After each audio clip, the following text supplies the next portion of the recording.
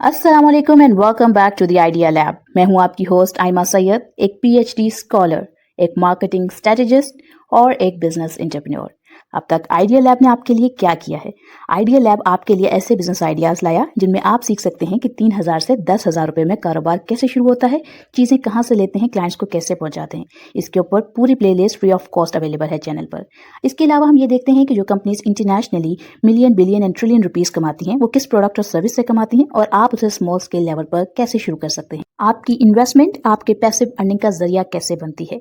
Stocks क्या हैं, PSX क्या है, पाकिस्तान स्टॉक एक्सचेंज पर आपकी गवर्नमेंट आपके पैसे सेफ कैसे रखती है, और इसके अलावा कंपनीज में इन्वेस्ट करने से पहले उनकी फंडामेंटल टेक्निकल एनालिसिस कैसे की जाती है, फाइनेंशियल स्टेटमेंट्स कैसे पढ़ी जाती हैं।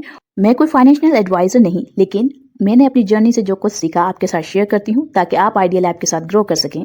अस्सलाम वालेकुम and welcome back to the idea lab. आज की इस वीडियो में हम एक बहुत ही अहम चीज़ को समझने वाले हैं। देखें, इस स्लाइड में आपके लिए एक बहुत ही कॉमन कन्फ्यूजन जो है ना वो मौजूद है, जिसको आपने क्लियर करना है आज की वीडियो में। वो है क्या?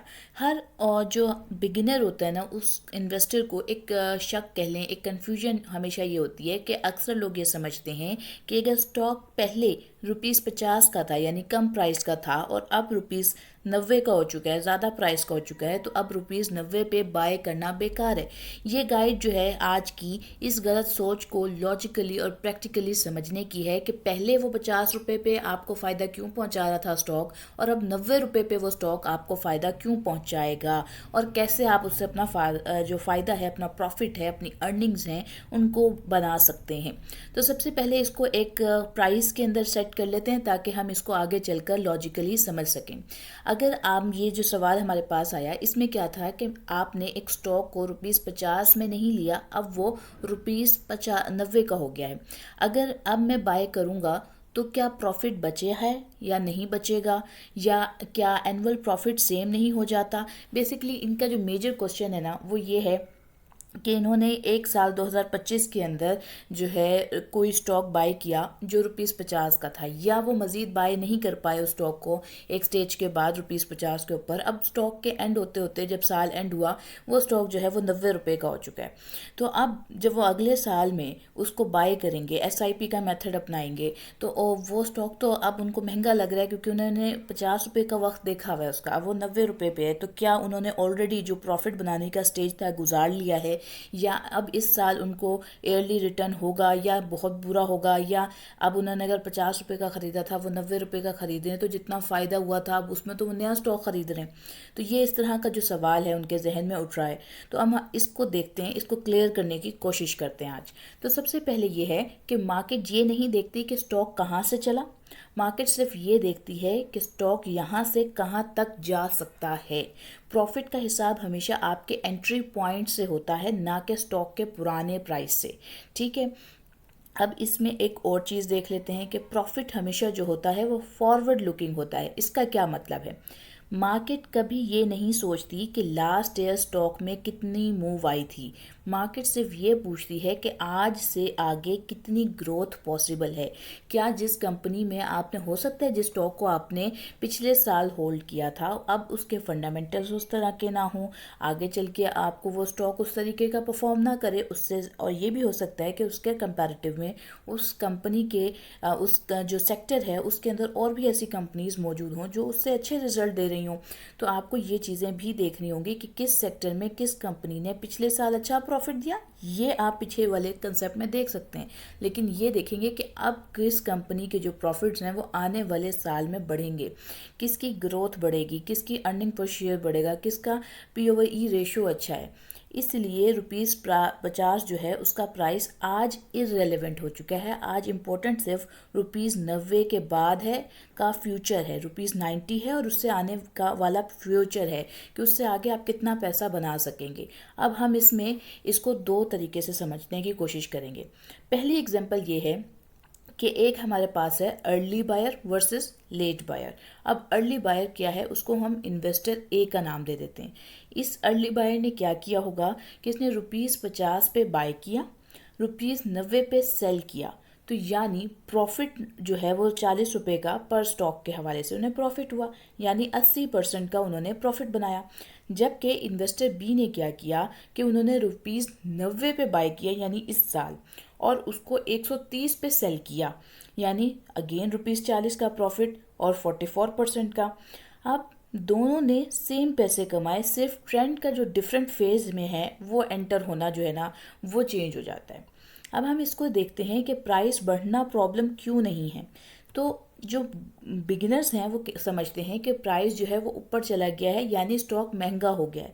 प्रोफेशनल्स ये कहते हैं कि प्राइस ऊपर जा रहा है यानी स्टॉक की डिमांड बढ़ रही है, यानी स्टॉक जो है जिस कंपनी के बारे में हम बात कर रहे हैं एट दी हमें ये बात समझनी होगी कि हम जिस भी स्टॉक की बात कर रहे हैं उसके पीछे एक पूरा बिजनेस मौजूद है, उस बिजनेस को चलाने वाले लोग मौजूद हैं, उसके फाउंडर्स मौजूद हैं, उसके अंदर एक पूरा बिजनेस मॉडल मौजूद है, उसमें फिजिकल एसेट्स मौजूद हैं, उसमें कंपनी के लोग मौजूद हैं जो उसको चलाने के लिए काम करते हैं, उसकी प्रोडक्ट बनती है, उसका कोई सर्विस बनती है जो सेल होती है, उस सेल होने पे कुछ पैसे बनते हैं जिसके थ्रू कंपनी चल रही है, और उसकी वजह से उस कंपनी के उस काम की वजह से उसकी डिमांड है। तो अब जब ये कंपनी की शेयर प्राइस बढ़ रही है तो अल्टीमेटली जो इन्वेस्टर्स हैं वो उस कंपनी के बिजनेस से खुश हैं, उसके आने वाले वक्त में मज़ीद काम को बढ़ते हुए देख रहे हैं उस काम को, इसलिए उस कंपनी के अंदर इन्वेस्ट करना चाहते हैं। तो हाई प्राइस का मतलब ये होता है कि लोग ख़रीद रहे हैं और जो अर्निंग्स हैं वो ग्रो हो रही हैं, जो ट्रेंड है वो ज़िंदा है। यहाँ स्टॉक जो है अब 50 से अगर 90 गया है या 90 से 130 गया है या 130 से 180 जाएगा, ये नए फेजेस होंगे, ये नई प्रॉफिट की अपॉर्चुनिटी होंगी, और यहाँ कोई गारंटी नहीं होती कि ये अगर पिछले साल स्टॉक जो था वो अगर 50 से 90 गया है तो इस साल 90 से 130 जाएगा या 130 से 180 जाएगा। ये कम्प्लीटली डिपेंड करेगा कि आपने जिस कंपनी के स्टॉक को होल्ड किया है आज उसके फंडामेंटल्स क्या हैं, आज उस कंपनी की सेल्स क्या होंगी, आने वाले वक्त क्या आज भी वो कंपनी उसी तरीके की सेल्स कर रही है, परफॉर्मेंस कर रही है या नहीं। आपने जिस भी सेक्टर में इन्वेस्ट करना होता है आपने देखना है कि इस सेक्टर में क्या गैस की ज़रूरत ज़्यादा है, इस सेक्टर में इलेक्ट्रिसिटी की ज़रूरत ज़्यादा है, इस सेक्टर में कोई ग्लोबल इम्पैक्ट ज़्यादा पड़ता है, तो उसके थ्रू आप उसकी जो एसेट वैल्यू है या उसके फ्यूचर प्रेडिक्शंस हैं वो भी निकाल सकते हैं। अब अगर हम ये देखें कि अगर आपने एनुअल प्रॉफिट जो होता है ना, हमें ये बात समझ लेनी चाहिए यहाँ पे कि वो फिक्स नहीं होता है। अब जब ये फिक्स नहीं है तो ये सबसे बड़ी गलतफहमी है हमारी कि हम स्टॉक सिर्फ 1 साल का प्रॉफिट देता है, ठीक है, ये हम समझ लेते हैं। अब स्टॉक कंपनीज जो होती हैं वो हर साल ग्रो करती हैं, उनकी जो अर्निंग्स हैं वो बढ़ती हैं, उनकी जो प्राइस है वो फिर बढ़ता है, इसलिए प्रॉफिट जो होता है वो साइकिल्स रिपीट होते हैं मोस्टली। अब इसमें आप नेस्ले देख लें, एंग्रो देख लें, लकी सीमेंट देख लें, और बहुत सारी अच्छी कंपनीज हैं, पीएसओ है आपका इस साल बहुत अच्छे तरीके से एक अगेन पीएसएक्स ने अपना हाई बनाया इस साल का अगेन, तो आप पीएसएक्स में अच्छी अर्निंग्स देख रहे हैं। जो लोग इसलिए ख़रीदते हैं कि पहले अब जो लोग ये सोच कर ख़रीद रहे हैं या कि उन्होंने अगर लो प्राइस पे ख़रीदा था तो उनको प्रॉफिट हुआ, बीच में बाय करते रहे हैं तो प्रॉफिट हुआ, हाई प्राइस पे भी बहुत सारे लोगों ने बाय किया होगा उन्हें भी प्रॉफिट हुआ होगा। अब ये क्यों हुआ होगा? क्योंकि बिजनेस ग्रो कर रहा है, लोगों का उस पर ट्रस्ट, उस कंपनी के ऊपर ट्रस्ट जो है वो बिल्ड हो रहा है। प्रॉफिट किस पर डिपेंड करता है ये समझना भी बहुत ज़रूरी है। प्रॉफिट आपका डिपेंड करता है फ्यूचर की अर्निंग्स के ऊपर, बिजनेस के एक्सपेंशन के ऊपर, इंस्टीट्यूशनल बाइंग के ऊपर। यानी जब आप ये देखते हैं कि म्यूचुअल फंड्स इन्वेस्ट कर रहे हैं, आपके फॉरेन इन्वेस्टर्स इन्वेस्ट कर रहे हैं, आपकी इंस्टीट्यूशंस बाइंग कर रही हैं उस पर्टिकुलर स्टॉक में, तो अल्टीमेटली उस स्टॉक की जो प्राइस है वो अपसाइड पर जाती है। और आपने इस बार पीएसओ में पर्टिकुलरली वो उस तरह का चेंज देखा, और बहुत सारे जो म्यूचुअल फंड्स के लिए एक फेवरेट स्टॉक्स रहे उनमें आपने बहुत ज़्यादा प्राइस के शिफ्ट्स को देखा होगा। ये कोई फाइनेंशियल एडवाइस नहीं है, लेकिन आप अपने एनालिसिस खुद करेंगे। इसमें आप मार्केट ट्रेंड को देखेंगे, आप सिर्फ ये नहीं देखेंगे कि काश मैंने ₹50 पे ले लिया होता, आप आज ले लें, वरना ये कल आप कहेंगे कि 90 रुपये पे, अगर आप फंडामेंटल्स को समझ रहे हैं कंपनी के, 90 रुपये पे तो आज भी लेने में उसमें कोई हर्ज नहीं है, क्योंकि फिर आप ये कहेंगे कि मैंने इसको काश 90 रुपये पे ले लिया होता, आज तो ये 300 रुपये पे है। तो आपका ये जो रिग्रेट है, ये कोई इन्वेस्टमेंट स्ट्रैटेजी नहीं होती है। पास्ट प्राइस जो है वो एक हिस्ट्री है, लेकिन हाँ, उससे एक आपको एनालिसिस में एक हेल्प मिल सकती है। एक इनिशियल आप कंसेप्ट के तौर पे, एक फिल्टरिंग स्क्रीनिंग के तौर पे उसका इस्तेमाल कर सकते हैं, लेकिन उस पर डिपेंड करके पूरी इन्वेस्टमेंट करना ये सही स्ट्रैटेजी नहीं हो सकती। हमें यहाँ पे कुछ सिंपल मैथ के न्यूमेरिकल टाइप चीज़ को देखना चाहिए। अगर आप ₹90 पे बाय करते हैं और स्टॉक अगर ₹120 हो जाता है और प्रॉफिट जो है वो आपका ₹30 है, यानी 33% अगर एनुअल रिटर्न के अराउंड है, तो ये बैंक से बेहतर है, ये इन्फ्लेशन से बेहतर है, सेफ इन्वेस्टिंग के लिए से जो काफ़ी स्ट्रॉन्ग अमाउंट है ये।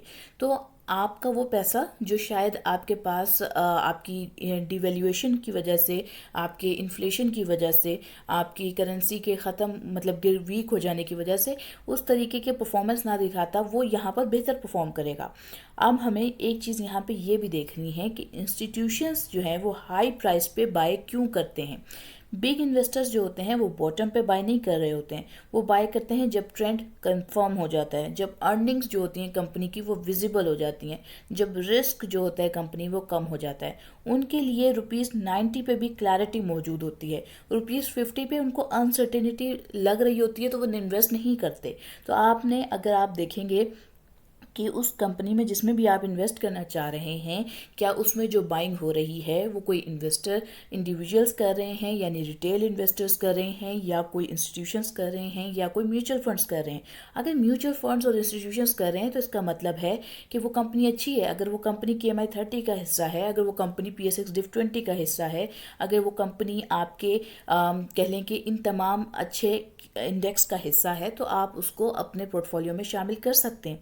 आपके किसी ETF में अगर वो कंपनी मौजूद है तो आप ETF भी बाय कर सकते हैं और उस कंपनी को अदर देन ETF भी बाय कर सकते हैं। अब अगर हम ये देखें कि बिगनर्स की सबसे बड़ी गलती यहाँ पर क्या होती है। बिगनर्स सोचते हैं कि मैंने जो है लो प्राइस जो थी वो मिस कर दिया है। प्रोफेशनल सोचता है कि ये नेक्स्ट मूव अभी बाकी है, यानी अब मज़ीद इसमें प्रॉफिट होना बाकी है। मार्केट में जो है पहले 20% मिस हो भी सकता है, बीच का 30 से 40% भी आपके लिए काफ़ी होता है। कब हायर प्राइस पे बाय करना गलत हो सकता है, अब ये समझते हैं। हायर प्राइस पे बाय तब गलत होता है जब अर्निंग्स गिर रही हो कंपनी की, यानी कंपनी के फंडामेंटल्स ना हो, कंपनी की सेल्स ना हो रही हो, कंपनी नेगेटिव में जा रही हो, उसका ट्रेंड जो है वो एंड हो रहा हो, वो सिर्फ हाइप की वजह से और मार्केट में न्यूज़ की वजह से अपसाइड पर हो, उसके अंदर कोई वॉल्यूम ना हो, यानी एक या दो लोग जो हैं उसको बेचने वाले हों या ख़रीदने वाले हों, तो भी इसका मतलब ये है कि जो आपका वॉल्यूम हो गया, आपकी लिक्विडिटी हो गई, आपका अर्निंग हो गया, आपका कंपनी का जो ग्रोथ है वो आपको बताएगा कि आपको इस प्राइस पे इसको बाय करना है या नहीं करना है। सिर्फ प्राइस का हाई होना रीज़न नहीं होता। अब यहाँ पर हमें कुछ गोल्डन रूल भी देख लेने चाहिए। जैसे स्टॉक्स महंगे इसलिए नहीं होते हैं कि प्राइस बढ़ गई है, स्टॉक्स महंगे इसलिए होते हैं कि जब उनकी ग्रोथ जो है उसका फिनोमिना इन्वॉल्व हो जाता है, वो अपने ग्रोथ के स्टॉप हो जाने की वजह से भी एक्सपेंसिव हो जाते हैं। अब फाइनल यहाँ पर अगर कहा जाए तो मार्केट की जो ग्रोथ है उसको मार्केट बेसिकली ग्रोथ को रिवॉर्ड कर रही होती है, पास्ट को, रिग्रेट को नहीं। अब अगर हम यहाँ पर ये देखें कि आप किस तरीके से अपनी इन्वेस्टमेंट को जो है बेहतर तरीके से प्लान कर सकते हैं, इसकी एक फाइनल समरी में अगर आपके साथ शेयर करूं तो वो क्या होगी।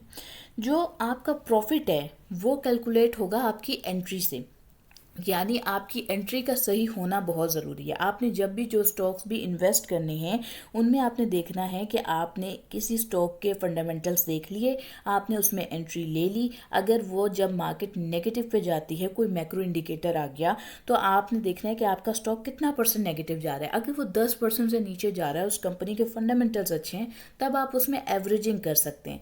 अदरवाइज आपको लॉस में भी बाज़-औक़ात अपने स्टॉक्स बेचने पर फ़ायदा हासिल होता है। अगर आप ये जानना चाहते हैं कि जब आप लॉस में अपने स्टॉक्स बेचते हैं तो उस पर फ़ायदा कैसे हासिल होता है, तो मुझे कमेंट कर दीजिएगा, इंशाअल्लाह फिर हम उस टॉपिक पे भी डिस्कशन कर लेंगे। आप जब अगर लो प्राइस पे, अगर आप हर बार ये देखेंगे कि पिछली बार तो ये बहुत लो प्राइस पे मिल रहा था और अब ये पता नहीं उस प्राइस, और अगर आपने वो लो प्राइस मिस कर दिया, वो नेक्स्ट अब एक अपसाइड का ट्रेंड ले रहा है, वो एक ट्रेंड के अंदर चल रहा है, तो फिर आप वो प्राइस भी मिस कर सकते हैं। तो देखिए, ट्रेंड जो है वो मल्टीपल प्रॉफिट जोन्स क्रिएट करता है और आप आपने ये देखना है कि आप उसको कहाँ पर कितना प्रॉफिट ले सकते हैं। आप लॉन्ग टर्म के लिए होल्ड कर रहे हैं, आप स्विंग ट्रेड के लिए होल्ड कर रहे हैं, ये आपका जो गोल सेट है वो बिल्कुल क्लियर होना चाहिए। ऐसा स्टॉक जिसे आपने लॉन्ग टर्म के लिए ख़रीदा हो उसको स्विंग ट्रेड में बेच देना बेवकूफ़ी होती है। इसी तरह जो आपने स्विंग ट्रेड में ख़रीदा है उसको उसी मकसद के लिए रखें। हमेशा अपने जहन में क्लियर रहें कि आपने कितने परसेंट जो आपकी कैपिटल है, जो आपके पैसे हैं जो आप इन्वेस्ट कर रहे हैं, उसमें से कितने परसेंट अमाउंट आप कहाँ इन्वेस्ट करना चाहते हैं, ताकि आप अपने गोल के साथ जब चलेंगे तो जो आपका इमोशनल डिसबैलेंस है वो आपके स्टॉक्स की प्रोफेशनलिज्म के साथ जो है ना डिसबैलेंस नहीं होगा। आपको जो प्रॉफिट हासिल करना होगा वो आप ज़्यादा ही अर्निंग हासिल करेंगे। आप जब आपकी जो बाइंग है वो अगर आपके रिटर्न्स को बेहतर परफॉर्म करवाने में हेल्प करेगी, अगर आपका इमोशनल डिसीजन उसमें कम इन्वॉल्व होगा। जो एनुअल प्रॉफिट होता है ये कभी भी फिक्स नहीं होता, ये कभी भी लिमिटेड नहीं होता। तो इसमें आपका यकीनी तौर पे आपके स्टॉक्स का अच्छा होना जो है ना वो शर्त है। अदरवाइज़ पूरा अगर KSE 100 जो है वो अगर पॉजिटिव भी रहा है, बहुत अच्छे प्रॉफिट्स भी आए हैं, सब लोग कह रहे होंगे कि हमें तो बहुत अच्छा रिटर्न आ रहा है, कोई कहेगा मुझे 10% रिटर्न आया, कोई कहेगा मुझे 40% आया, मुझे 100% आया, लेकिन आप कह रहे होंगे कि मुझे तो नेगेटिव में रिटर्न आ रहा है। इसकी क्या वजह हो सकती है कि आपका प्रॉफिट नहीं बना और सारों का साल के बाद प्रॉफिट बना? उसकी वजह ये होगी कि आपने जो स्टॉक्स पिक किए हैं वो स्टॉक्स गलत हैं। आपके स्टॉक्स जो होंगे या तो वो पेनी स्टॉक्स होंगे और जिनकी फंडामेंटल्स वीक होंगे, तो इस वजह से ये प्रॉब्लम देखने को मिल सकता है। तो जो ग्रोथ है वो ज़्यादा मैटर करती है आपके प्राइस से। अर्ली पॉइंट अगर मिस हो गया है तो इसका मतलब ये नहीं है कि आप आने वाली अपॉर्चुनिटी को भी मिस कर दें, तो हमेशा उसको देखकर भी आप इन्वेस्ट करें। तो उम्मीद करती हूँ आपको ये वीडियो आज की अच्छी लगी होगी। आपने चैनल को लाइक किया होगा, शेयर किया होगा, सब्सक्राइब किया होगा। मुझे दुआओं में रखिएगा। इंशाल्लाह ताला फिर एक अच्छी वीडियो के साथ मुलाकात होगी। आज के लिए मैं लेती हूँ अलविदा। अस्सलाम वालेकुम।